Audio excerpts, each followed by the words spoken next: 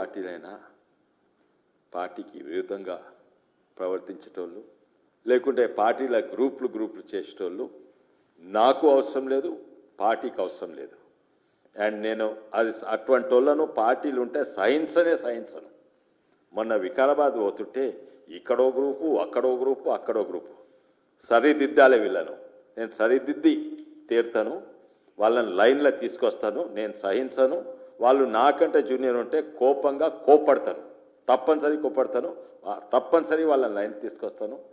తర్వాత నా సమానం ఉంటే వాళ్ళకు చెప్తాను, బై సాబ్ ఇట్లుంటే మంచిది కాదు, నాకంటే పెద్దోళ్ళు ఉంటే చెవులో చెప్తాను అన్న వాళ్ళు ఫీల్ అవుతుండ్రు. కానీ వీళ్ళని సరిదిద్దాలే. కొంతమందే ఉన్నారు, తప్పనిసరి వాళ్ళు దారికి వస్తుందని నా నమ్మకం. ఆ రోజు ఈశ్వరప్ప గారు కూడా నాతోటి ఉండే, వారు సీనియర్ నాయకులు పరిగి నుంచి అండ్ రాష్ట్ర ఓబీసీ మోర్చా మెంబర్, వారు కూడా ఉండే. అయితే అవును, కోపంని నేను దాచుకోదలుచుకోలేదు. కోపం చూపెడతా, ఎవరి మీద చూపెడతా, ఎవరైతే తెలంగాణ దోసుకున్న కేసీఆర్ ఫ్యామిలీనన్నా వాళ్ళ మీద కోపం చూపెడతా. నేను శాంతియుతంగానే ఉంటాను, కానీ నాకు కూడా కోపాలు ఉన్నాయి. పార్టీకి విరుద్ధంగా చేసేటోళ్ళను, పార్టీని గ్రూప్ చేసేటోళ్ళను కోపం ఉంటుంది, కోపం చూపెడతాను. తర్వాత ఇంకో విషయం మీరు ఏదో అంటున్నారు, మాంసమా,